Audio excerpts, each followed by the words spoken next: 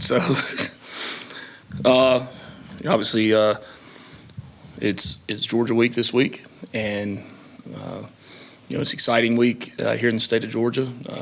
Super exciting for all the fans of both schools. Exciting for the players, the coaches, the staffs. I mean, everybody. It's a heightened, sense of emotions that they run through, and that's our job is to, we always talk about take emotions and channel them into energy that we need to play a complete game. But before we get on that, it is award season right now, and somebody in here with us was named to a finalist of Georgia Sports Writer of the Year awards. A lot of people in the city of Atlanta have, but only there's one that happens to be with us right now. I'd like to congratulate all the nominees and all the finalists, but the one that's with us, Chad.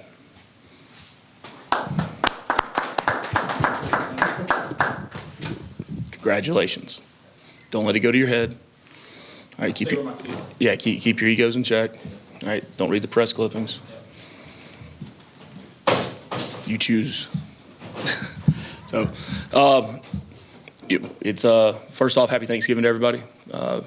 I actually yesterday thought it was Thanksgiving today for about 6 hours until I was told otherwise. But for us, it's Thursday of game week, so an early happy Thanksgiving to everyone. We will have a normal day tomorrow. It'll be a normal Friday day for us. We'll push it back a little bit. Give a little extra time on the short week for guys to get some rest, coaches, staff, and players, and then we'll kick it around and get rolling. Just a little bit later than normal. Our full attention, full focus is on Friday, on the game on Friday. We've got a really good football team that we're going against.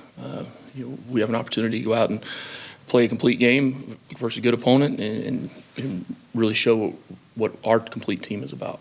Right, a lot of respect for them, for Kirby, what he's done there.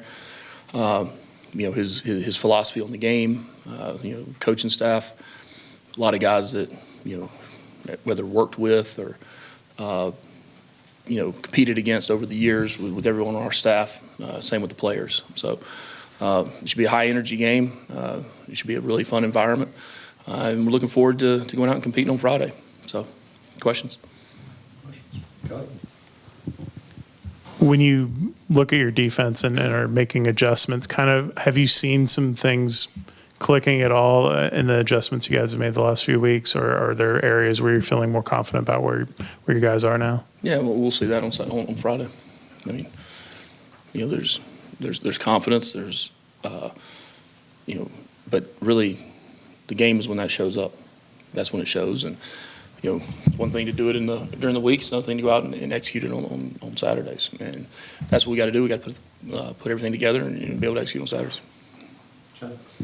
Speaking of awards, Aiden Burr grows a finalist, and he's talked a lot about how far he's come. How far have you seen him come the last couple of years? Night and day, it really is. The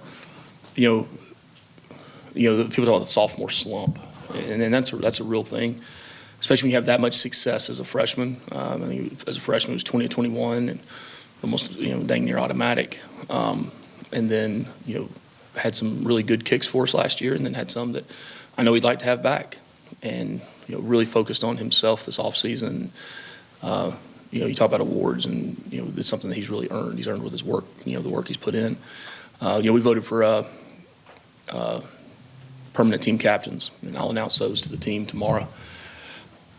And he was a really, really high vote getter in that, and that's just a credit to him and what he's done this entire off season to lead him to be able to have success he's had this season. And he's missed a couple, and it does not affect him later on in the game, later on the next week. He's able to just stay the course, forget about the last one, and play everything forward. And been really proud of him. Come a long way, and he's a heck of a kicker. He really is. You don't have to do an injury update, obviously, today, but how do you feel about your team's health going into the game? Pretty good. We got banged up some last week, and just kind of look. Everybody's hurting this time of year. Everybody's hurting. Everybody's got nicks. Everybody's got bumps. Everybody's got sprains and bruises and whatnot, right? But that's what makes this game great.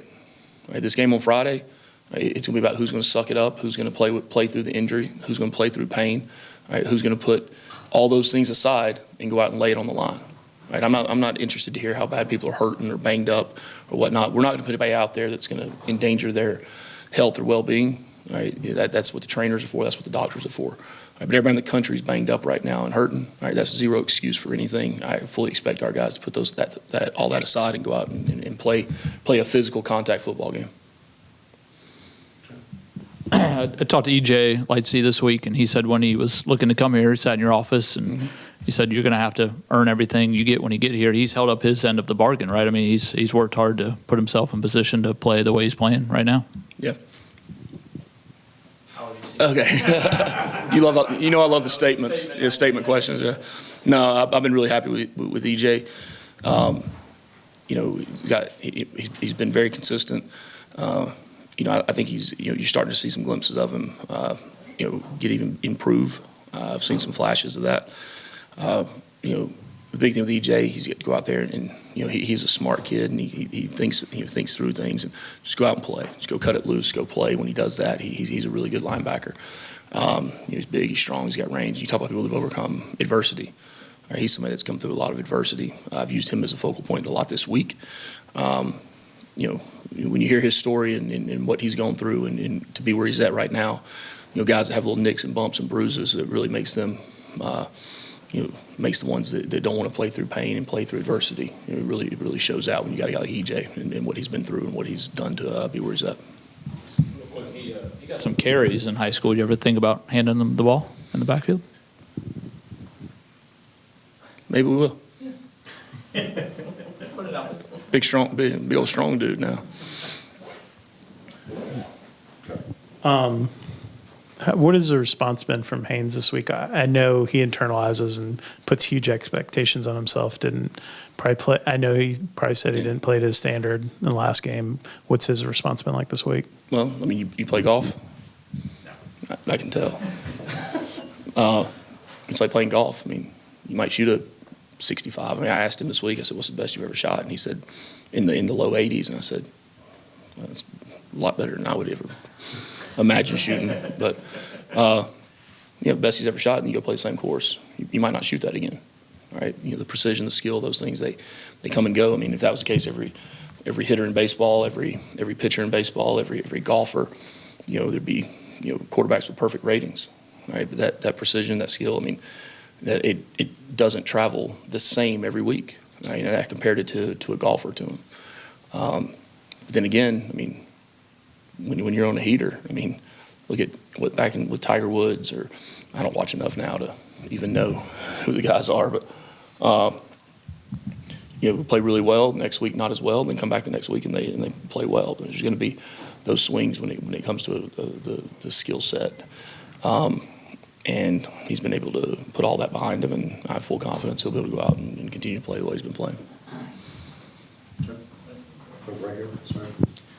You mentioned at ACC Media Days that you'd play this game anywhere, Piedmont Park, whatever.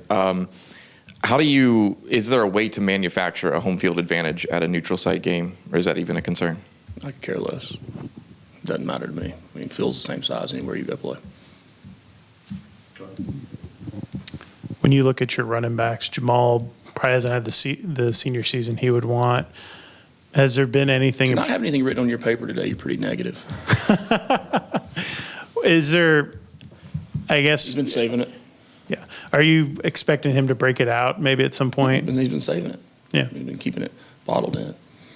Look, we've got good running backs. We've been able to be productive in that for the most part this season. He's had some up and down games where he tried to overthink things and press too much, and tried to make plays and make things happen instead of letting them come to him and being himself. And I think he's been as good a place as he's been, leading up into this game. Will you keep an eye on ACC games on Saturday at all? Will you have somebody notify you if things go your way or anything like that? Do you care? I mean, yeah, I care. And I care about who's in the stands too. I mean, but does it matter to me? Am I talking to the team about it? No. Am I talking to the team about it? No. like I said to start this thing out, our full focus is on the game on Friday and controlling what we can control, right?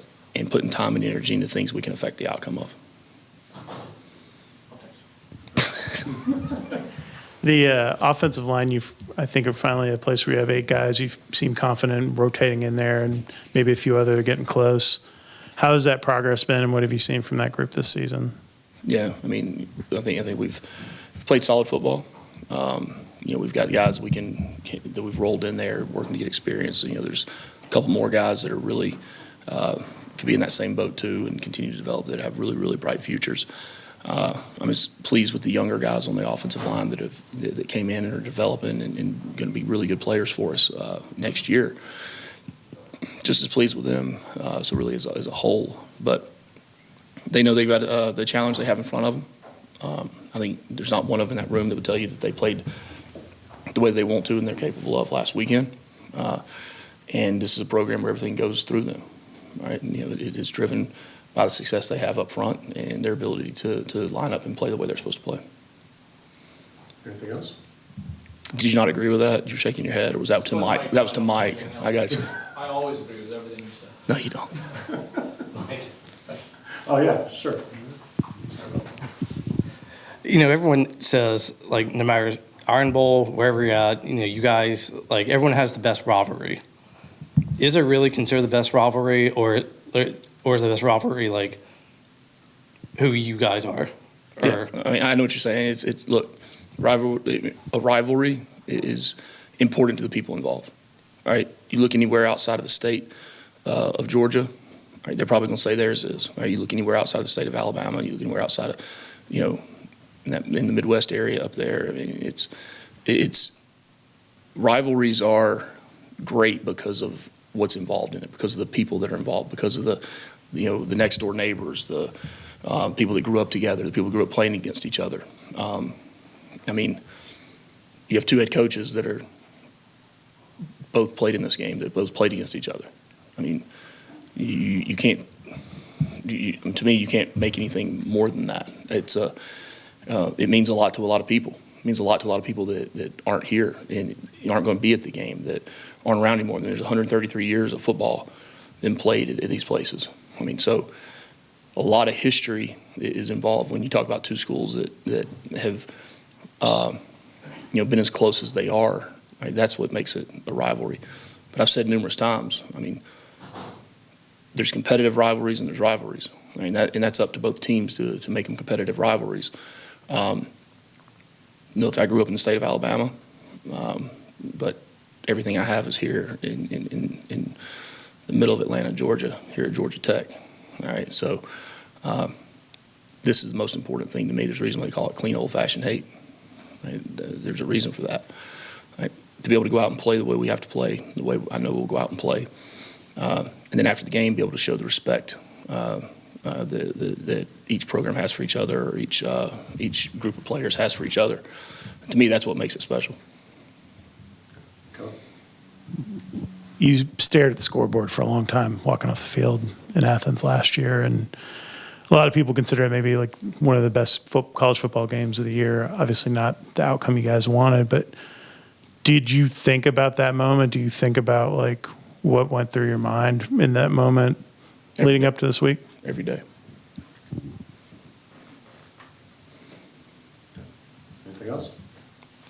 Go Jackets.